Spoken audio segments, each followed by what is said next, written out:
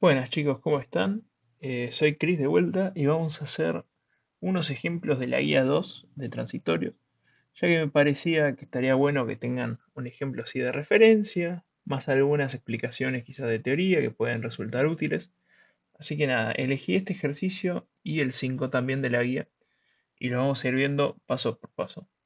Bueno, como pueden ver acá, tenemos un circuito con una fuente de corriente más un switch. El switch está mucho tiempo cerrado y después se abre. Eh, lo interesante de estos ejercicios de transitorio justamente es que cuando tenemos un switch, tenemos un salto repentino de tensión. En los ejercicios de la guía 1 de continua, no veíamos cuánto tardaba, por ejemplo, una fuente de tensión en cargar el circuito. Ya lo veíamos estacionario, digamos. Ya lo veíamos en su régimen permanente, como le decimos. Lo que nos interesa de esta guía es justamente ver cómo es el comportamiento de un circuito cuando tiene un cambio de tensión.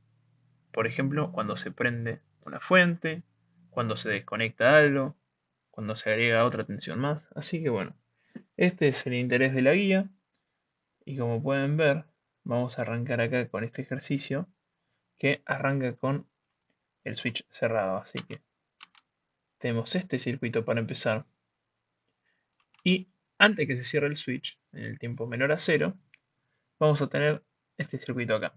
Un poquito de teoría antes. Bueno, ya vimos el resistor, vimos la ley de Ohm, vimos que su principal tarea es regular, digamos, el paso de la corriente.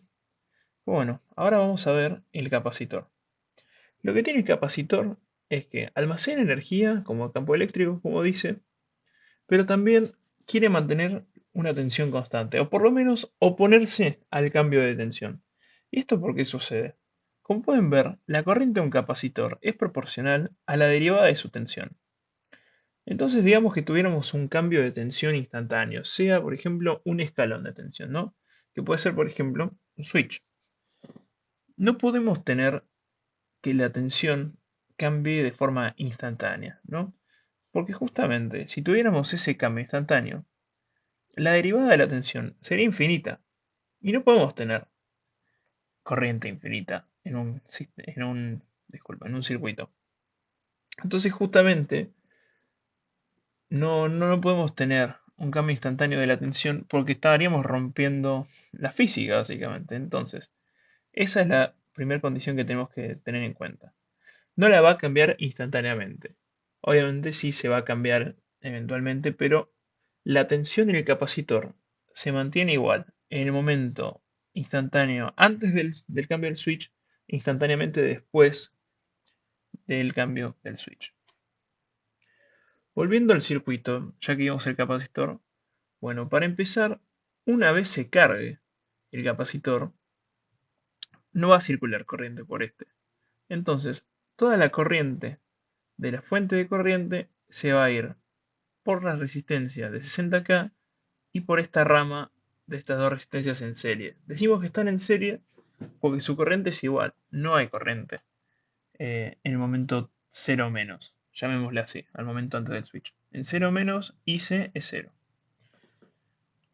Podemos, por ejemplo, readaptar un poquito este circuito, lo dibujamos diferente. Por ejemplo, esta fuente de corriente la convertimos a una fuente de tensión y sacamos el capacitor del circuito, ya que esto en este caso sería como un circuito abierto, ¿no?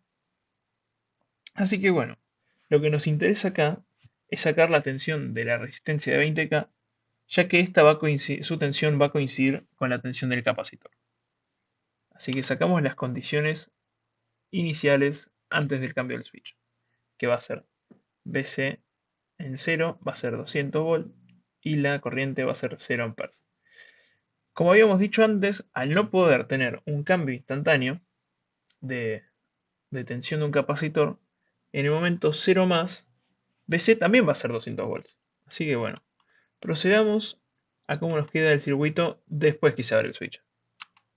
Nos queda este circuito, al que yo le llamo un circuito de descarga. ¿Por qué pasa esto? Porque no tenemos una fuente que está alimentando. El capacitor, lo que dijimos que hacía es almacena energía. Entonces, por unos instantes, por un determinado tiempo, el capacitor está almacenando energía. Como vemos, no es por ejemplo como una resistencia, que si le desconectáramos la fuente de tensión, instantáneamente, idealmente, claramente, y instantáneamente tendría 0 volts. Pero la resistencia no hace, el capacitor, disculpa, no hace eso, almacena la energía. Pero, bueno, justamente no tiene sustento, no puede mantener esa energía para siempre. Así que se va a ir descargando con el tiempo. Y fijémonos cómo funciona eso. ¿Por qué no puede mantener esta tensión para siempre? Bueno, fijémonos fijémonos la lógica de esto, ¿no? Se abre el switch y nos queda este circuito con el capacitor inicialmente en 200 volts. Esto significa que la resistencia también va a tener 200 volts. Entonces, se está induciendo una corriente eh, de 200 volts sobre 20k ohms. Pero bueno, esta corriente va a tener el sentido de arriba hacia abajo y como podemos ver, es el sentido contrario del que habíamos definido para la corriente del capacitor. Recuerden que la corriente del capacitor está definida como el que entra por el positivo. El positivo obviamente es imaginario, pero bueno, si vamos a definir que la tensión de BC va de acá hasta acá, la corriente tiene que ir hacia abajo. Pero bueno, como vemos, está viniendo desde abajo. Entonces, ¿esto qué va a hacer? Justamente como tenemos una corriente que se está oponiendo al sentido que le dijimos, el circuito, el capacitor, se empieza a descargar. Entonces, tenemos inicialmente una tensión en la resistencia que está mandando corriente, pero esa corriente también está descargando el capacitor. Y como lo descarga, su tensión también va a bajar. Pero si baja, también está bajando la tensión de la resistencia, lo que hace que la corriente vaya bajando. Ven que es como una realimentación esto. Así que bueno, se repite este proceso recursivo, si le quieren llamar de alguna forma, y eventualmente el circuito se queda sin tensión y se queda estacionario, donde BC en régimen permanente, al igual que su corriente, va a ser cero. Acá pueden ver como lo había escrito que BC no va a cambiar, se quedan 200 volts en cero y como habíamos dicho, tenemos una corriente instantánea de resistencia de 200 volts dividido 20.000 ohms, que va a ser 10.000 amperes. Y la IC, justamente como está definida desde de la que entra por el positivo, en este caso nos va a quedar negativa, va a ser menos 10 mA. Una vez definidas las condiciones iniciales, ahora arranca el verdadero problema. Bueno, vamos a definir la ecuación de mallas. Fíjense que si yo anoté la corriente en este sentido, pero este es su sentido real. Ahora, eh, yo voy a querer usar la IC. ¿Por qué?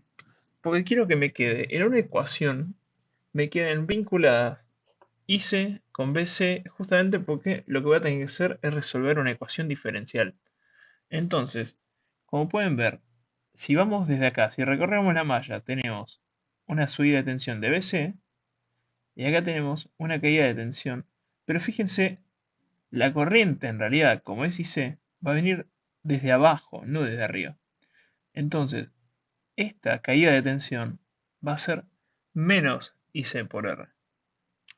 Espero que se haya entendido. Bueno, esto es lo que nos va a quedar.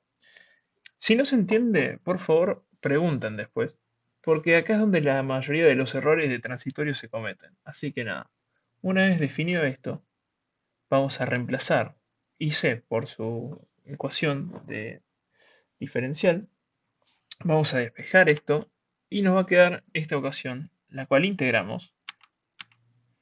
Nos queda el logaritmo natural, eh, la lineal de tiempo más una constante.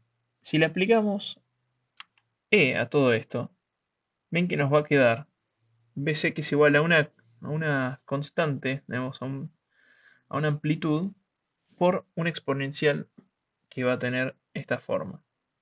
Como pueden ver acá, En las exponenciales, siempre que nos queden, vamos a tener la expresión del tiempo dividido lo que llamamos tau, también conocido como la constante de tiempo. Esto recuérdenlo porque es parte de lo que nos pide el ejercicio. Así que, eh, para resolver la diferencial, fíjense que acá esto nos dio una familia de soluciones. Pero nosotros queremos resolver cómo nos va a quedar para nuestro circuito. Si t es 0, justamente e a la 0 nos va a quedar 1. Entonces, BC evaluado en 0 es igual a K, que ya habíamos visto que era 200 volts. Entonces, así nos va a quedar la expresión del capacitor, la expresión de la tensión del capacitor. Para corroborar esto, decidí hacer una parte para la simulación del LTSpice. Como pueden ver, RC es la constante de tiempo, es lo que llamamos tau. Si hacemos la cuenta, R siendo los 20 kiloohms, nos va a quedar que son de 10 milisegundos. Y si lo evaluamos en BC, nos debería dar aproximadamente 73,57 volts. Yo acá separé un ejemplo en Spice, donde puse el circuito de descarga como lo definíamos, y si recuerdan mi tutorial, yo había dicho que podíamos hacer Alt y clic izquierdo, para poner en las condiciones iniciales la tensión. Así que habíamos visto que era 200 volts la tensión inicial del capacitor. Así que le vamos a dar OK. Y bueno, habíamos dicho que queríamos evaluar cuánta es la tensión en tau, y tau era 10 milisegundos. Por eso, vamos a ir a Transient y pongamos un tiempo comparable al tau, o lo que vamos a medir, un poquito más grande para darnos parámetros. Y vamos a poner 30 milisegundos y vamos a simular. Y fíjense que en efecto, esta es la exponencial. Arrancamos en 200 y a medida que pasa el tiempo va bajando. Así que voy a apretar acá en el cursor y voy a buscar 10 milisegundos aproximadamente. Y fíjense, podemos hacer un poquito de zoom para tener una medición más exacta.